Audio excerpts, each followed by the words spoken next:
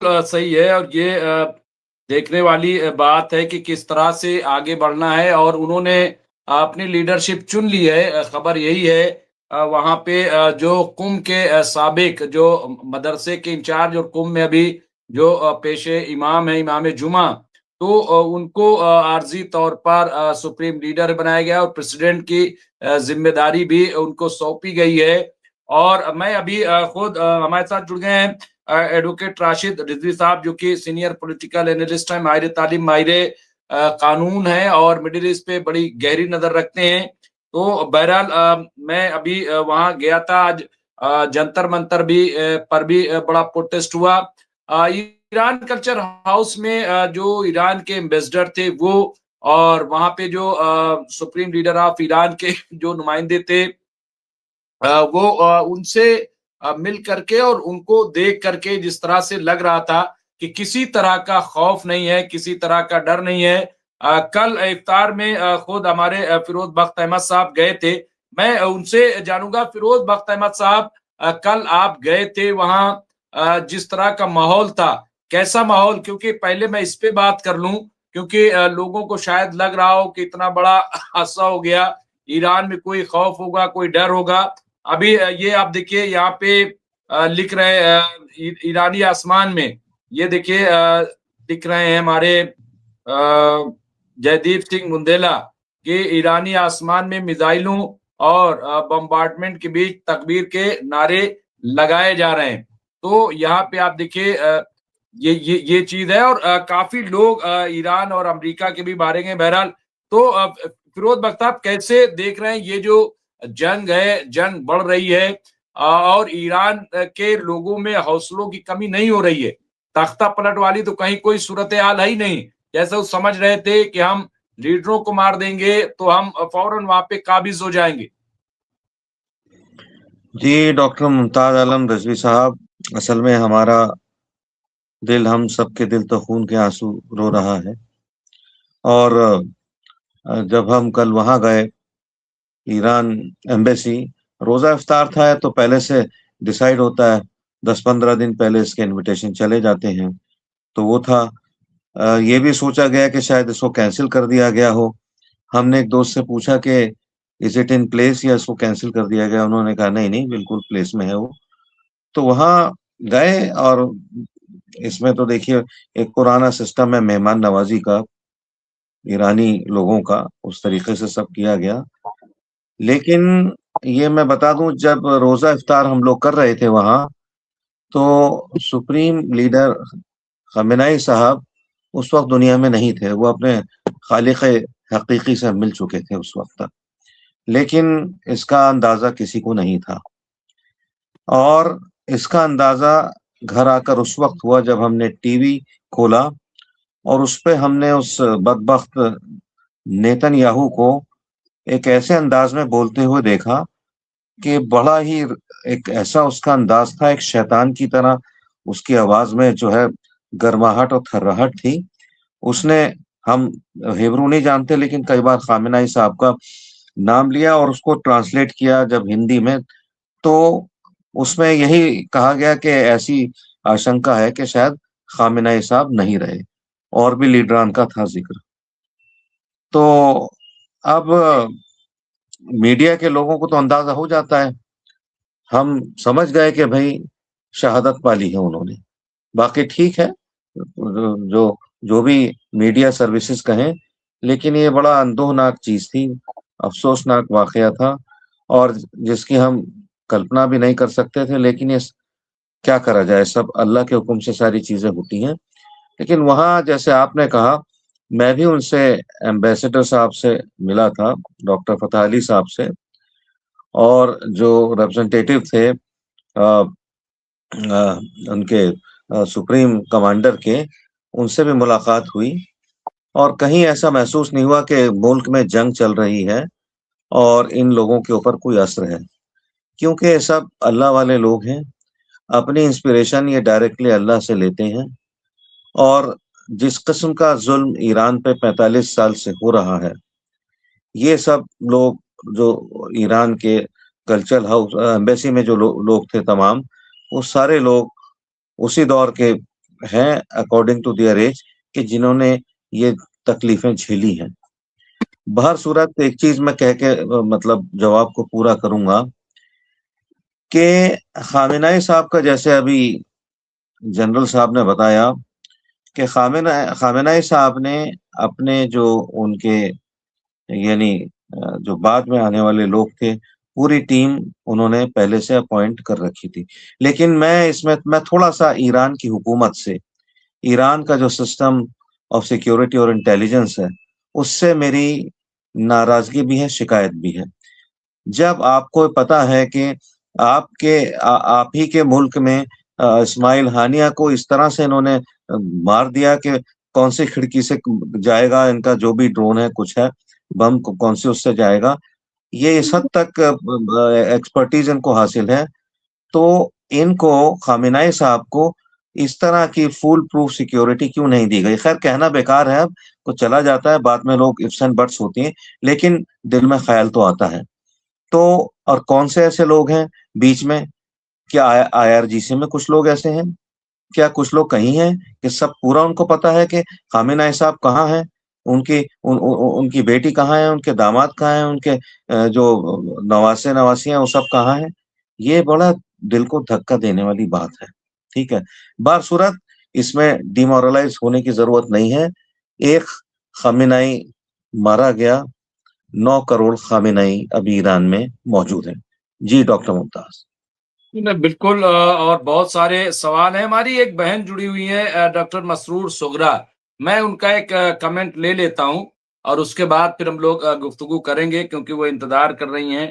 بہرحال وہ میں ابھی اسسٹنٹ پروفیسر ہیں بہار میں کالج میں، تو میں ان سے چاہوں گا کہ وہ اپنے جو بھی جذبات ہیں وہ پیش کر دیں، کیا کہنا چاہتی ہیں. جی مسرور سغرا صاحبہ. الرحیم رب اشرح لی صدری ویسر لی امری واحلل عقدۃ من لسانی یفقہوا قولی.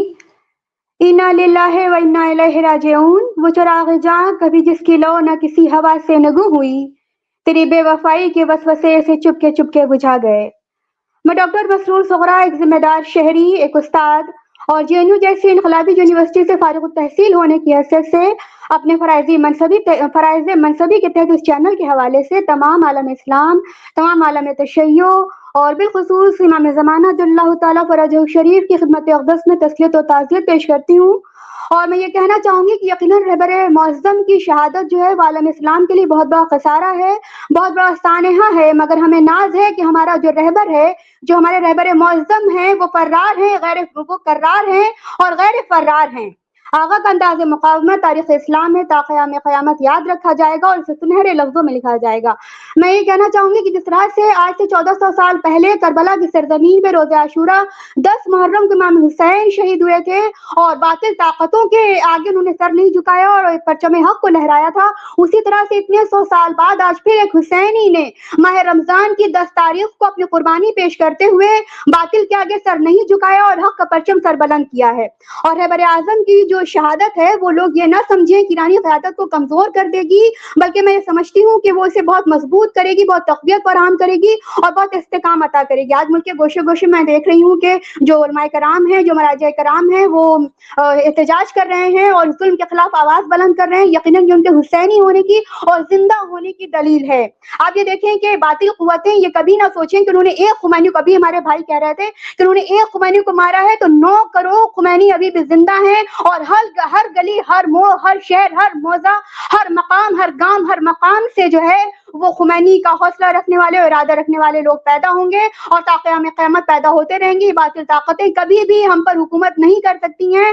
اور میں یہ کہنا چاہوں گی کہ آج جو دور خود پرستی ہے، مفاد پرستی ہے، ایسے دور میں جب انسانی رشتے اور خونی رشتوں کا خون کر رہے ہیں، ایسے دور میں جو ہے وہ انسانی شعور کو بیدار کرتے ہوئے اور شیطانی وسوسوں میں بالاتر ہو کر جو جس طرح سے آیت اللہ امام خمینی نے وہ ظلم کے آگے اور ظالم قوموں کے آگے سیسا پلائی ہوئی دیوار کی طرح جس طرح وہ کھڑے رہے اور اپنی شہادت پیش کی، اس کو کبھی بھلایا نہیں جا سکتا اور تا قیام قیامت اسے یاد رکھا جائے گا. جو ہر نس میں، ہر خون میں، ہر رگ میں جو ہے وہ حسینی جو اصول ہے، جو حسینی مفاہیم ہیں، اس کو جو ہے وہ دوڑائے گا رگوں میں، اور لاکھوں خمینی پیدا ہوں گے۔ اور میں یہ کہنا چاہوں گی کہ جس طرح سے لوگ ظلم کا شکار ہوئے ہیں اور افراتفری کا ماحول ہے، تو لوگ جو علماء اور حفیظ کی صدائیں بلند ہو رہی ہیں ایران کی ہر گلی سے اور ہر مقام سے، لوگ پریشان ہیں، لوگ خدا کو یاد کر رہے ہیں۔ میں بھی اس پروگرام کے حوالے سے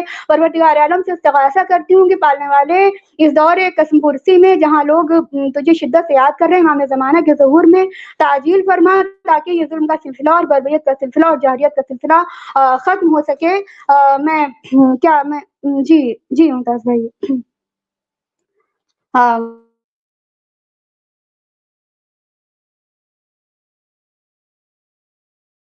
ڈاکٹر مسرور صغرا صاحبہ تھیں جو اپنے جذبات کا اظہار کر رہی تھیں۔ ہمارے ساتھ عشرت رضوی صاحبہ بھی جڑی ہوئی ہیں جو سوشل ایکٹیوسٹ ہیں، میں ان کا استقبال کرتا ہوں۔ اور میں ابھی عشرت رضوی صاحب سے بات کروں گا۔ ایک بڑی خبر آ رہی ہے یہاں پہ، حسن رضوی صاحب نے بتایا ہے، انہوں نے کہا ہے کہ نتن یاہو کو جو پیغام خبریں بھیج رہا تھا اس کو اریسٹ کر لیا گیا ہے۔ یہ خبر ابھی آ رہی ہے کہ وہ اسے اریسٹ کر لیا گیا ہے۔ ایک اور خبر جو جیدیپ سنگھ مندرا صاحب دیا، ایرانی ہیکرز نے اعلان کیا ہے کہ وہ تیل اور گیس چھیتر میں اسرائیل کے سائبر بنیادی ڈھانچے پر حملہ کر رہے ہیں۔ تو یہاں پہ یہ دو بڑی اہم خبر آ رہی۔ تسلیم نیوز ایجنسی نے کہا کہ پراپت جانکاری کے انسار یو اے میں 6 وریش سینئر CIA آفیسر مارے گئے ہیں۔ تو اس کے علاوہ یہاں پہ فتح، حسن رضوی نے کہا فتح میزائل اسرائیل کے شیلٹر کو پھاڑتی ہوئی اندر جا کر پھٹ گئی ہیں، 20 لوگ مارے گئے ہیں۔ تو بار بار یہاں پہ، اور ابراہم لنکن بھی 4 جو ہے میزائلیں وہ اس پہ داغی گئی ہیں۔ ابھی پوری طرح سے تصویر نہیں آئی ہے۔ میں راشد رضوی صاحب، کیا اپڈیٹ ہے، کس طرح کے حالات دیکھ رہے ہیں؟ کیا لگ رہا ہے آپ کو کہ ایران اسٹینڈ کر گیا پوری طرح سے؟ کیونکہ وہ مستقل جو ہے کل سے آج تک لگاتار جواب دے رہا ہے اور اپنی لیڈرشپ کو بھی کہیں نہ کہیں اسٹینڈ کر رہا ہے۔ حالانکہ یہ لگ رہا تھا کہ جس طرح سے کلنگ کی گئی ہے، ٹارگٹ کلنگ لیڈرشپ کو، کہ ایران میں اب کون ہوگا، لیکن جس طرح سے جواب دے رہا ہے، جس طرح سے IRGC پھر مقابلے پہ پوری اسی طرح سے کھڑا ہوا ہے۔ اور ساتھ سب سے امپورٹنٹ بات یہ کہ جو ایران کی عوام ہے، راشد رضوی صاحب، ایران کی جو عوام ہے بے خوف ہو کر کے وہاں پہ اٹیک ہو رہے، تہران میں اٹیک ہو رہے، رہائش گاہیں جو ہیں وہاں پہ اٹیک ہو رہے ہیں، اس کے باوجود وہاں کے عوام اپنے لیڈر کے ساتھ، اپنے انقلاب کے ساتھ، ہم یہ کہیں گے کہ جو انقلاب اسلامی ایران وہاں پہ آیا تھا اس کے ساتھ جتنی مستعدی کے ساتھ کھڑے ہیں۔ ایسے میں کیا کوئی طاقت بھلے ہی مار دیے جائے، دیکھیے ہم نے کہا تھا کہ موت جو ہے وہ شکست نہیں ہوتی ہے، موت جو ہے سرخروئی ہوتی ہے، موت مشن کو مضبوط کرتی ہے۔ راشد رضوی صاحب۔ جی ممتاز بھائی، انسان کی زندگی کا جو آخری سٹیج ہے وہ موت ہے، اس میں کوئی دو رائے نہیں ہے۔ لیکن ہم یہ دیکھ رہے ہیں کل سے کہ میڈیا اور سوشل میڈیا اس چیز کو اسلام کے پوائنٹ سے جوڑ کر کے بہت تیز آگے بڑھاتی ہے، جبکہ جو مین موضوع ہے اس پہ کوئی جا ہی نہیں رہا ہے۔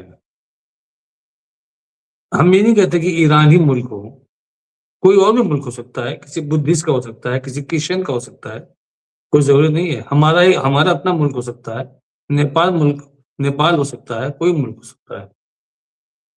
لیکن یہ آپ دیکھیے کہ ہم دور میں کس دور میں ہیں۔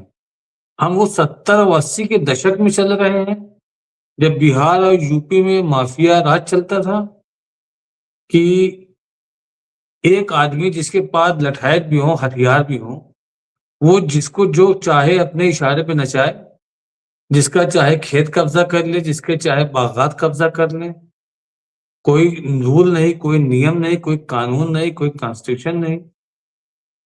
ہم لوگوں کے ملک میں اپنے الگ الگ کانسٹیٹیوشنز ہیں سب کے۔ اسی طریقے سے پوری دنیا کا نظام UN کے ہاتھ میں ہے، اس کا بھی ایک کانسٹیٹیوشن ہے۔ اگر وہ کانسٹیٹیوشن نہیں ہوتا تو وار کرمنل کیسے گھوشت ہو جاتا نیتنیاہو؟ کورٹ کس بیس پہ اس کو سزا سناتی؟ تو ممتاز بھائی، آج کی ڈیٹ میں جو حالات چل رہے ہیں اس کے اوپر پوری دنیا کو کھل کے بولنا چاہیے تھا، امریکہ کے خلاف کھل کے آنا چاہیے تھا، جو ایسا نظر نہیں آیا۔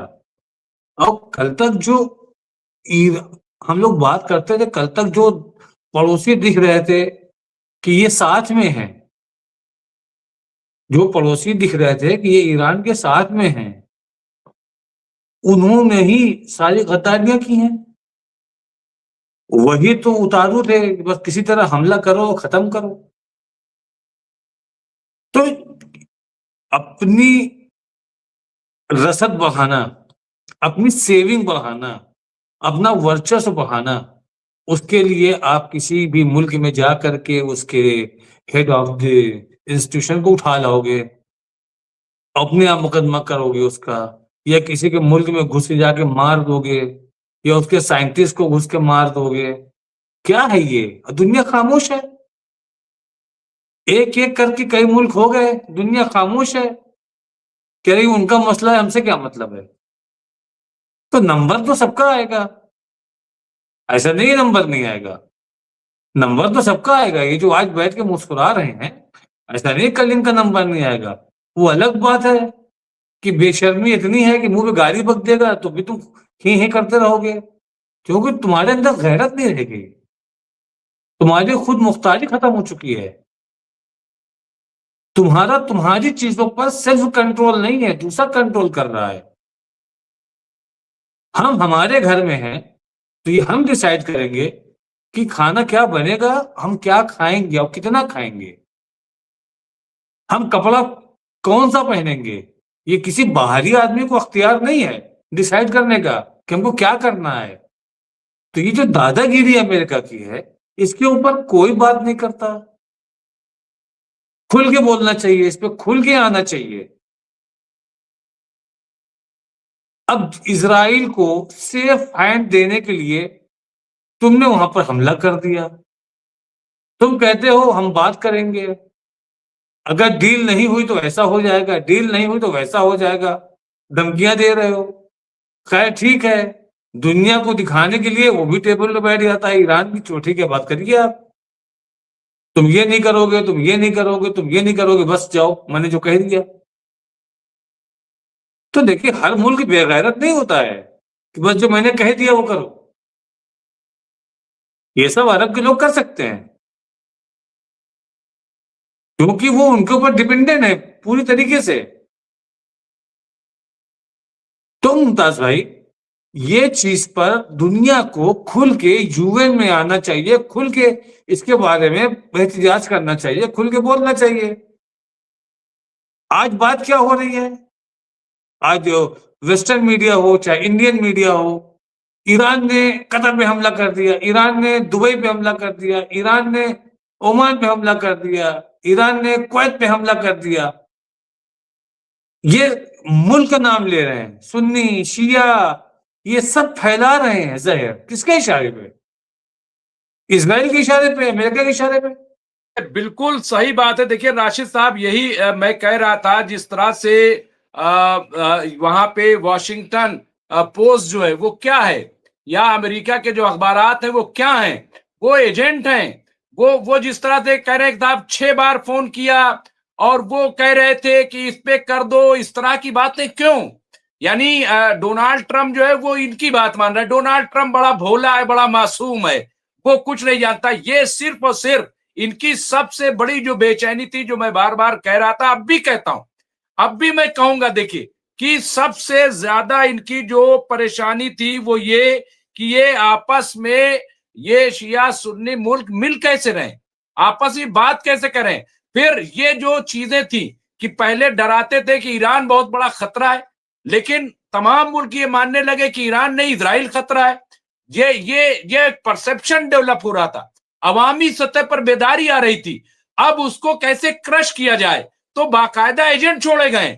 میں دیکھ رہا ہوں جو ٹویٹر پہ، جو سوشل میڈیا پہ، کہ کسی طریقے سے وہی ماحول پھر بن جائے شیعہ سنی والا۔ لیکن میں کہہ رہا ہوں کہ یہ بہت نازک وقت ہے.